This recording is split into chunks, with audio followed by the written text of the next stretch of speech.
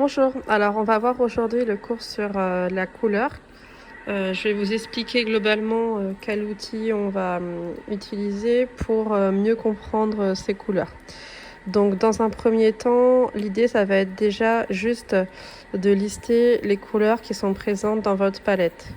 Donc ça peut être juste, voilà, reproduire la couleur que vous avez à chaque fois. Alors je mets un petit peu d'eau.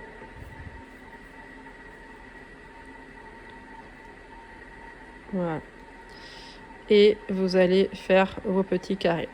Vous pouvez faire un carré homogène ou au contraire montrer tout de suite le dégradé en mettant la couleur la plus intense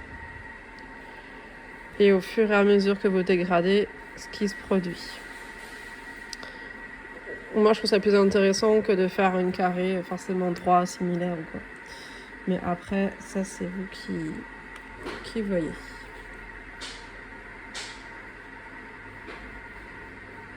Le fait de faire ça, ça vous permet vraiment de voir déjà des nuances. Tout n'est pas vert ou quoi. Donc vous pouvez après remonter un petit peu comme vous voulez. C'est pas grave hein, s'il y a des taches ou quoi. L'idée c'est vraiment juste de voir quelle tonalité de couleur on va trouver. Une fois que vous avez ça, vous allez dire bon maintenant que j'ai ce panel là de couleurs, je vais regarder si je veux travailler dans les verts. Soit vous prenez votre vert plus une autre couleur, plus une autre couleur qui donne ça. Donc ça égale ça, ça égale ça, par exemple. Si je ne montre pas ce que je dessine, ça va pas être facile. Donc dans ce cas-là, je prends ma couleur de base, mon vert.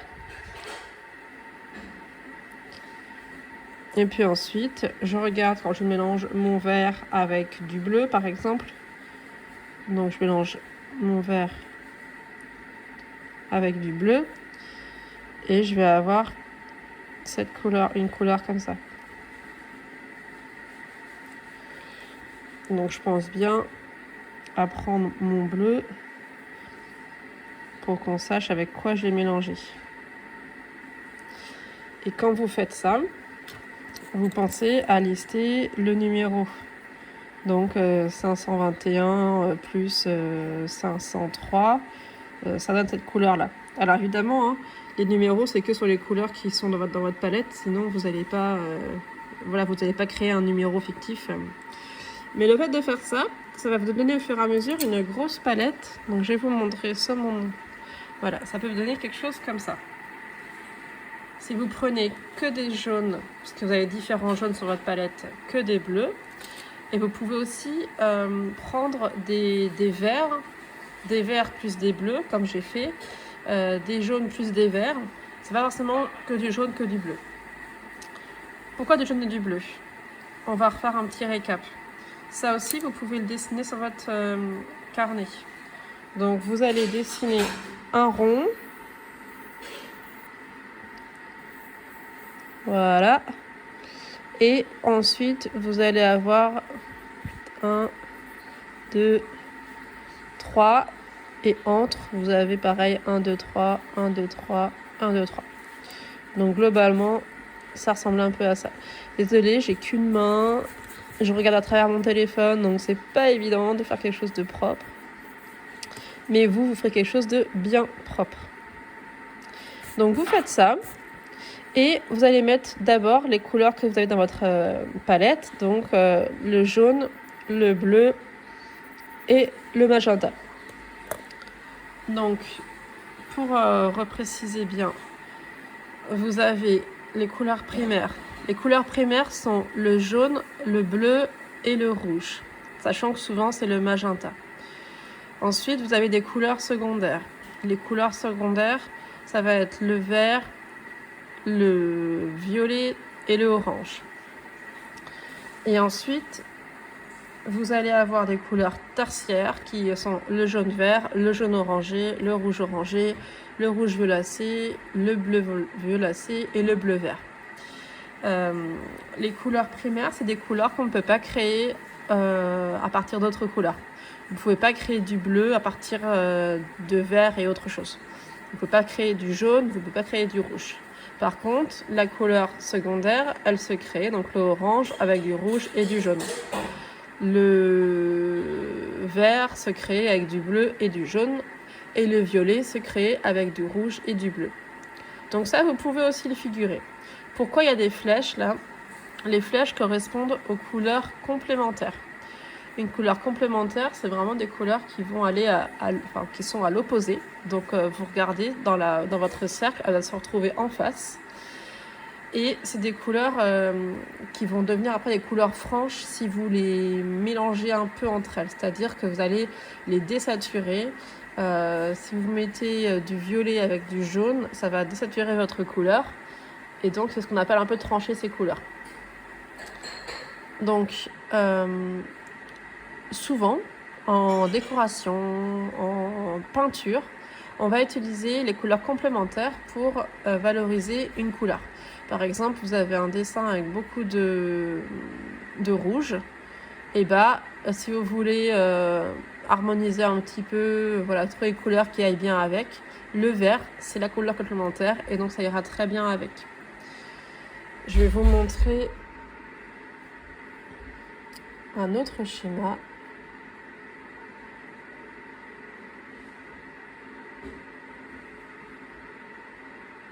Hop.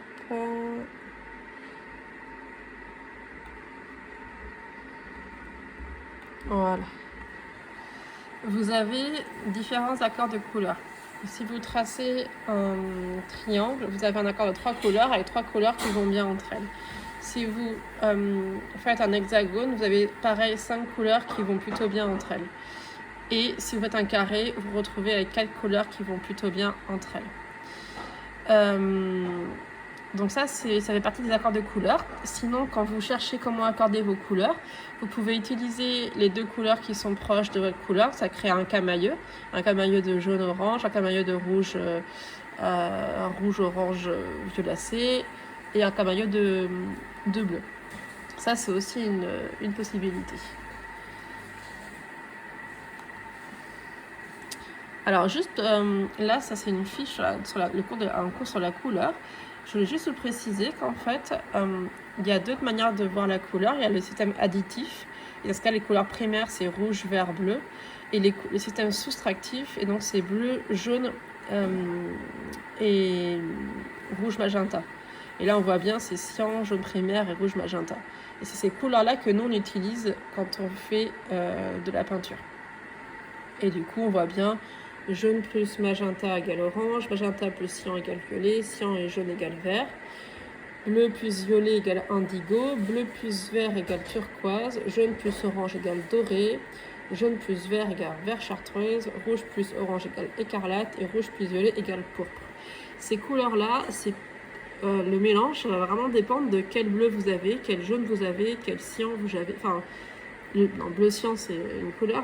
Si par exemple vous avez un bleu outre-mer et que vous le mélangez avec du magenta, vous n'aurez pas le même violet que si vous prenez un autre bleu. Donc tous ces mélanges-là, testez. Vous mélangez un jaune avec un type de rouge, un jaune plus foncé avec plutôt un rose, un magenta qui est un peu plus rose, et vous verrez aussi plein de tonalités. Donc l'idée, c'est de faire un peu comme ça, avec vos différentes nuances, donc à partir des couleurs primaires. Le jaune et le rouge, le jaune et le bleu et le rouge. Deuxième chose que vous allez pouvoir réaliser, c'est regarder comment vos couleurs se désaturent et quelle tonalité vous pouvez créer. Donc là, vous mettez chaque couleur la plus vive possible, c'est-à-dire quand elle sort de votre godet. Là, vous mettez du grit pen et là, vous descendez pour avoir de moins en moins de couleurs et de plus en plus de grit pen. Donc le jaune, au départ, vous mettez un petit carré, vous essuyez un peu le chiffon, vous remettez votre pinceau. Du coup, naturellement, comme vous avez essuyé un peu le chiffon, il y aura un peu moins de couleur dessus. Donc, on va arriver comme ça, c'est les 3 premières nuances à chaque fois. Ou juste en essuyant légèrement le pinceau, vous allez avoir moins de pigments. Et ensuite, là, vous faites à l'inverse, vous mettez du grit pen, donc un grit pen, et ensuite, vous mélangez grit pen avec votre jaune. Et ensuite, vous remettez un petit peu de jaune et encore un petit peu de jaune. Donc en gros, là, vous allez de haut en bas et là, vous allez de bas en haut pour arriver à avoir toute cette tonalité. Si jamais quelque chose n'est pas clair, vous n'hésitez pas à mettre pause et à revenir en arrière sur la vidéo. Et ensuite, en termes de forme, le cercle chromatique qui est là, vous pouvez très bien le reproduire comme ça. C'est uniquement des taches de couleur. Ensuite, vous pouvez faire tous ces mélanges-là. Il faut juste être bien conscient des couleurs que vous utilisez et bien les annoter. Si vous mélangez n'importe quelle couleur, ça ne va pas vous aider. Donc, c'est important de bien voir déjà quelle couleur vous avez. Notez le numéro à côté ou dessus. Ça peut être dans le coin, etc. Et ensuite, faites quelque chose qui vous paraît logique pour vous. Moi, j'aime bien ce petit système. Je remets une autre couleur. Ça et ça, ça me donne ça. Ça et ça, ça me donne ça, etc. Pour moi, c'est compréhensible. Et si jamais, parmi toute ma page, parce qu'après, ça me fera plein de petits carrés de couleurs, je veux cette couleur-là, j'ai juste à regarder ce mélange-là, plus le nom de la couleur et le nom de la couleur, pour obtenir la couleur qui est ici. Après, n'écrivez pas sur vos carnets, là j'ai mis 20% de ça, 40%, parce que quand vous mélangez, vous pouvez jamais être sûr du pourcentage que vous allez faire. Ce qui est important, c'est après de le faire bien à l'œil. Maintenant, une fois que vous avez fait ça, là vous allez vous entraîner, c'est de vous dire, par exemple, je prends un dessin, quelque chose que j'ai à côté de moi, enfin une photo plutôt. Alors, je cherche, voilà. J'ai un magazine, que d'ailleurs je vous conseille. Vous allez vous dire, par exemple, je veux obtenir la couleur cacao. Je veux obtenir la couleur houmous et tartinable. Et en fait, vous allez vous mettre à côté de votre page et vous allez regarder, en faisant tel et tel mélange, est-ce que vous arrivez à quelque chose d'assez proche. Et du coup, ensuite, vous pouvez vous dire, tiens, ce mélange-là, donc la couleur X plus la couleur Y, ça me donne ça. Ça, c'est top pour les briques. Comme ça, le jour où vous voulez faire des briques, vous regardez et vous allez mélanger ça et ça. Pour différents types d'arbres, pareil, vous pouvez dire ça c'est plutôt pour un sapin, ça c'est plutôt pareil, si on met un peu plus de grit pen, on va avoir plutôt l'olivier. Et vous pouvez comme ça lister un petit peu les plantes ou voilà en gros, à quoi va servir votre couleur. Ça aussi, c'est important de dire, tiens, cette couleur-là que j'ai obtenue, à quoi va me servir est-ce que ça va être couleur un peu ardoise sur les toits ou la terre, les nervures du bois, etc., etc. Donc, comme vous le voyez, c'est un cours où j'ai pas beaucoup à vous corriger. Donc, vous allez pouvoir faire cet exercice vraiment tranquille au coin du feu.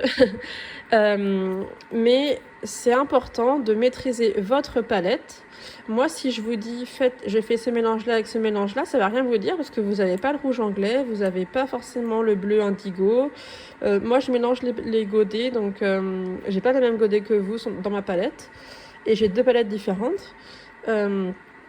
Donc, après, je vous ai montré, par exemple... pour avoir du rouge anglais, on va plutôt utiliser du rouge et du marron. Et si c'est trop terne, un petit peu de orangé. Si vous voulez faire... qu'est-ce qu'il y avait comme élément que vous vouliez faire au Maroc, par exemple.